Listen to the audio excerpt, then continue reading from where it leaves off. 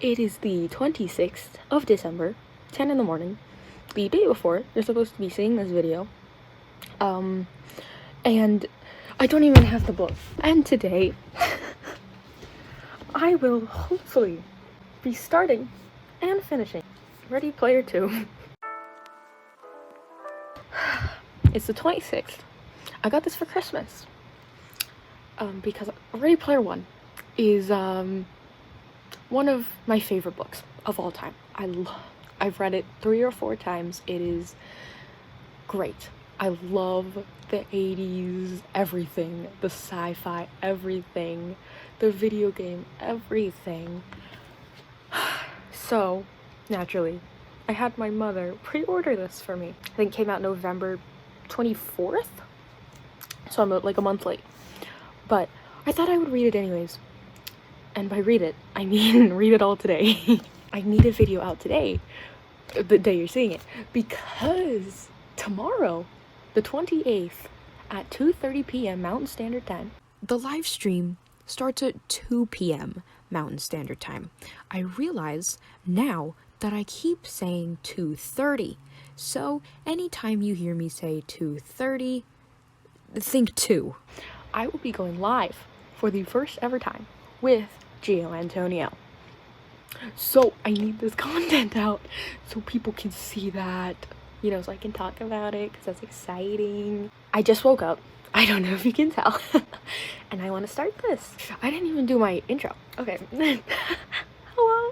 Oh, hello. I'm Sophie and welcome back to my channel. And I'm sorry for that intro. Yeah, I'm gonna go eat. I'm gonna bring the book down. I got AirPods. I'm gonna use my AirPods and listen to music. Yeah, my hair is a mess. That's that post-Christmas life, you know what I'm saying? Okay, let's go eat.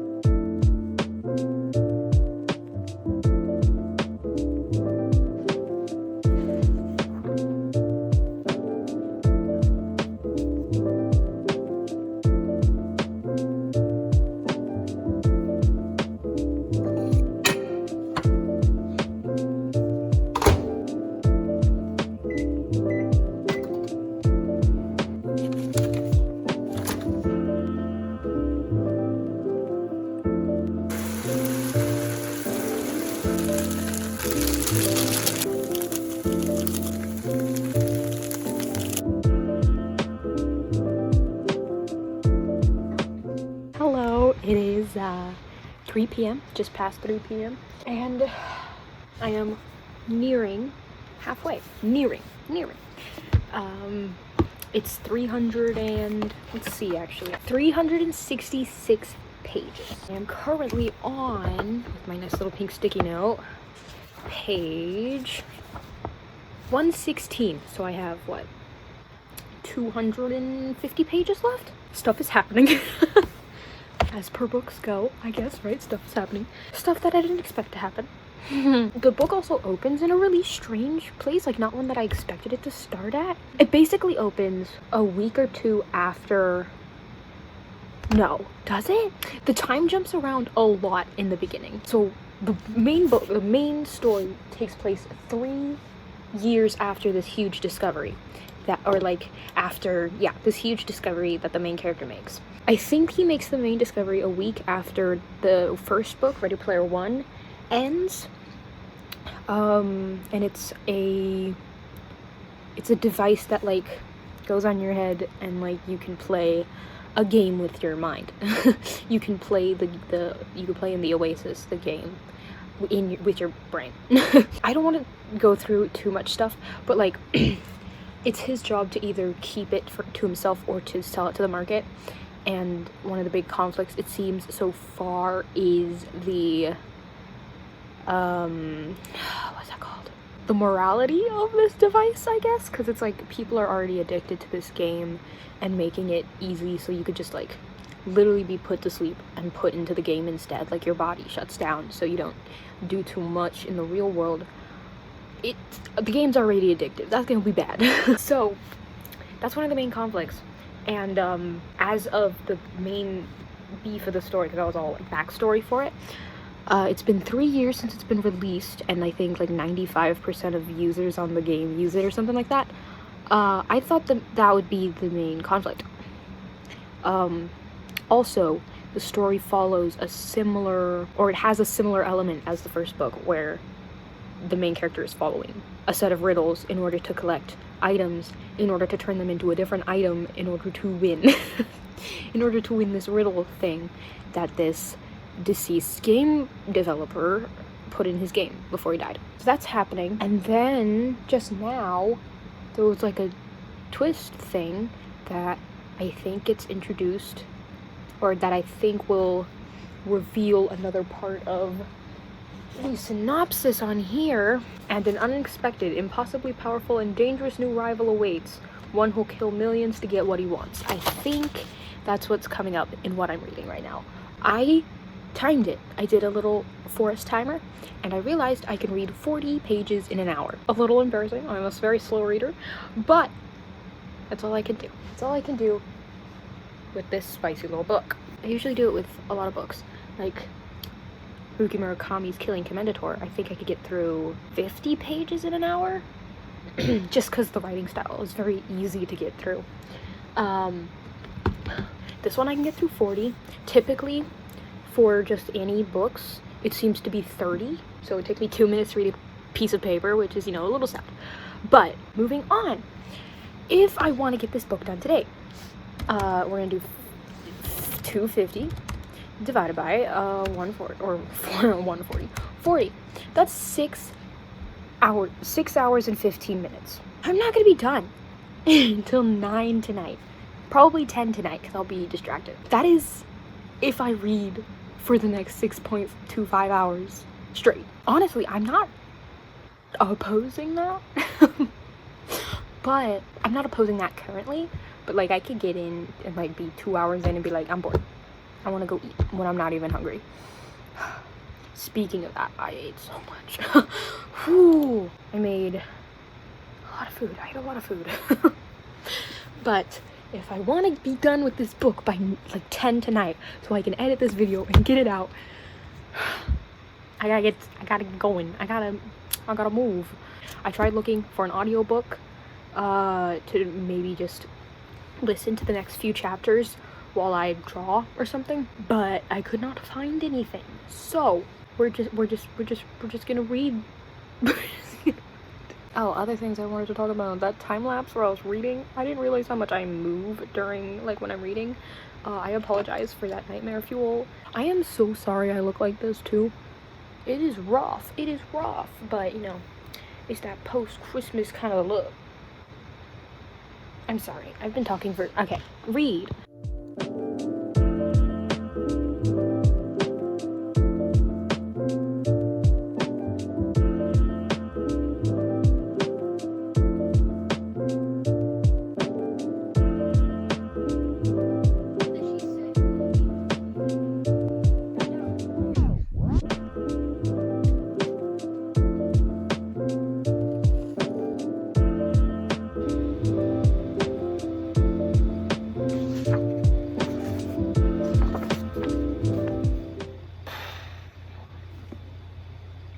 Done. I didn't actually think I was gonna be able to do it. Oh my god. I'm like disoriented because I've been reading. I read that much in this one session. I think I've been reading straight since 7 p.m. and it is now midnight. It is 12:10 a.m. That's pretty epic. Let's see, how long did it take me to read this book? I started at 10, so that's a little more than 12 hours, but I did take quite a few breaks, so I'm going to say 8 or 9. It took me 8 or 9 hours to finish this book. Oh boy. That was Ready Player 2. it's done. I can't believe I finished the whole book in a single day. I did not think that was gonna happen. There were a ton of times that I wanted to just write. I wanted to write, or I wanted to revise my own novel, and I didn't, which is a surprise. I'm not used to listening to myself. Also, sorry I look so bad. I got fed up with my hair and I, put it back in the little half up, half down thing, and now I look like this. We're not gonna talk about it. Let's chat. I'm gonna keep this as spoiler-free as possible. Okay, well, I haven't been on BookTube too much lately, but I also haven't seen a lot of talk about this book. It does follow a similar plot to the first book, meaning that there is a sort of set of riddles that the main character has to decipher and go through and obtain objects in order to not put the well, in this one he has to put all the objects together, but just obtaining objects in order to fulfill a quest in order to win a thing. And it wasn't bad. I will say it didn't ring with me as much as Ready Player One, because I love that one. But it was nice. I liked it. What I didn't like was the existential crisis that I received in these last 20 pages or so. Okay, I'm just gonna say this book deals a lot with death and like the mourning of loved ones and like the finality, I guess, of death and stuff like that. And can't talk about it, but some things happen towards the end of the book that cover that. Why not? That didn't sit right with the old dome.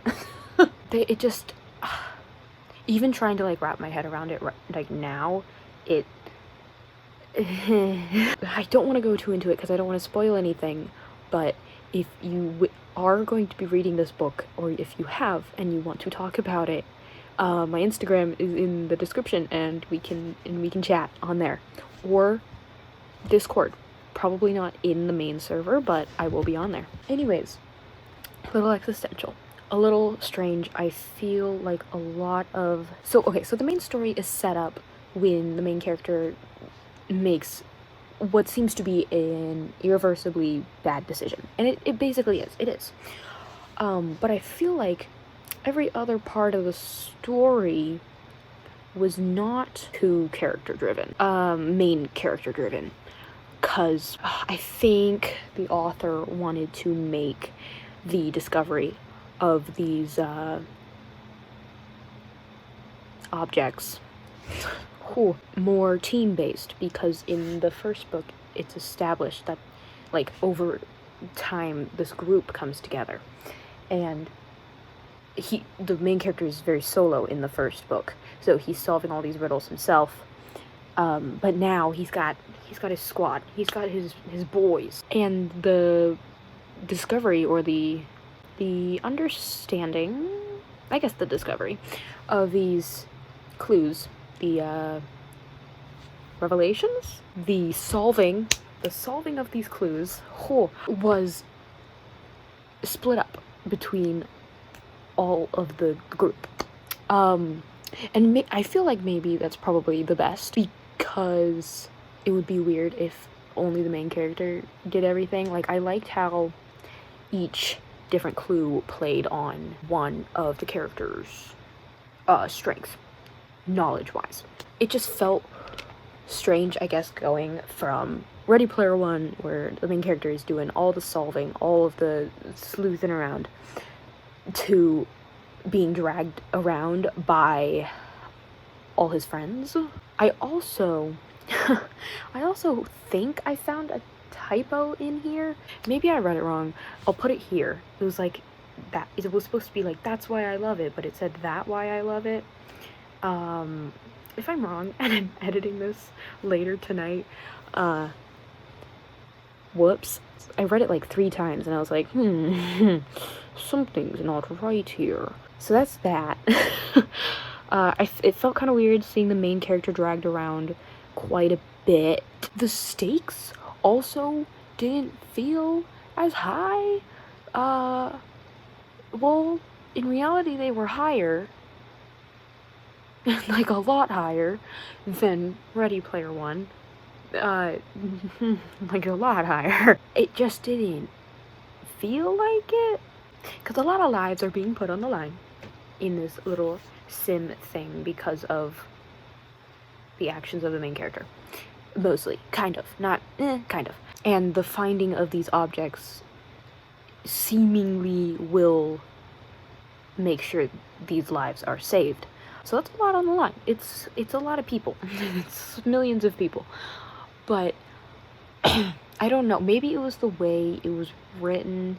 It was a little fast. It felt like what I would call first draft emotions, zero draft emotions. The way that I write emotions in the zero draft is very blank. You can't feel it. It's literally like her heart raced, sweat beaded on her brow, done.